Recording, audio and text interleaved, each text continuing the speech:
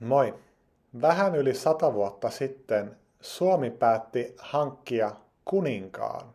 Suomen kuninkaaksi valittiin saksalainen Friedrich Karl Ludwig Konstantin von Hessen-Kassel.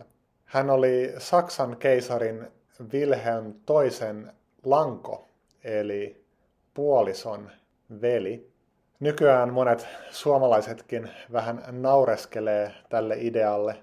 Friedrichillä olisi varmasti ollut Arnold Schwarzenegger-aksentti, mutta päätöksellä hankkia kuningas Saksasta oli oma logiikkansa. Adolf Hitler ei ollut vielä vallassa ja suomalaisilla ei ollut kristallipalloa, joka olisi kertonut heille Saksan tulevaisuudesta. Meidän pitää myös muistaa sellainen pieni yksityiskohta, että Suomen naapurissa oli kommunistinen Venäjä, eli Neuvostoliitto. Suomessa on sanonta, minne Venäjä menee, ei minnekään. Tällä sanonnalla on Suomessa ainakin kaksoismerkitys. Päätös kuninkaasta tehtiin vuonna 1918, jolloin Saksa oli aika vahvoilla ensimmäisessä maailmansodassa. Vaikutti siltä, että Saksasta tulisi Euroopan mahtavin valtio. Suomalaiset ajattelivat, että kannattaa luoda hyvät suhteet Saksaan. Saksalaiset auttaisivat meitä, jos Venäjä hyökkäisi Suomeen. Suomessa oli myös ollut juuri sisällissota, jossa oli vastakkain punaiset ja valkoiset. Punaiset olivat saaneet aseita ja ammuksia Venäjältä. Saksalaiset tulivat auttamaan valkoisia valloittaen esimerkiksi Helsingin. Monet suomalaiset olivat tästä kiitollisia.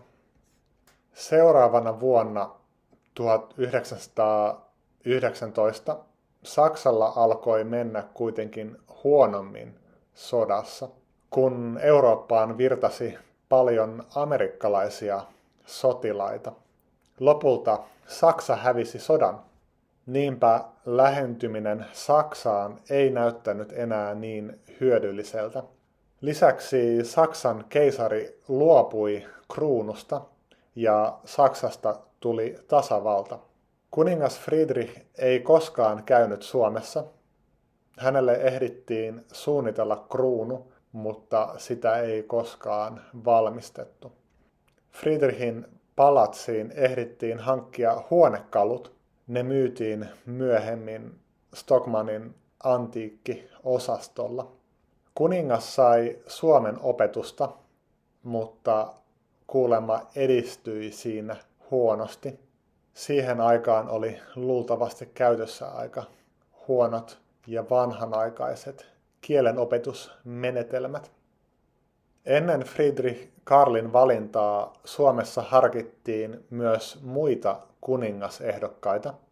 Suomalaiset ehdottivat Saksan keisarin Wilhelm toisen poikaa kuninkaaksi, mutta keisari ei suostunut tähän. Hän oli huolissaan, mitä pienelle kuningaskunnalle tapahtuisi oikeasti ja mitä hänen pojalle kävisi. Eräs kuningasehdokkaista oli vähän yliinnokas, mikä oli suomalaisten mielestä epäilyttävää. Hän vaikutti vallanhimoiselta. Friedrich Karl sen sijaan vaikutti järkevältä henkilöltä. Hänellä oli maltillisia poliittisia näkemyksiä. Jos kuningaskunta-hanke olisi toteutunut, niin nykyään Suomen kuningas olisi todennäköisesti valokuvaaja Philipp von Hessen. Kiitos kun katsoit tämän videon kokonaan. Jos sä katsoit tämän videon kokonaan, niin kirjoita ihmeessä joku pieni kommentti tohon alle, jos siltä tuntuu. Nähdään taas seuraavassa videossa, toivottavasti. Moi moi!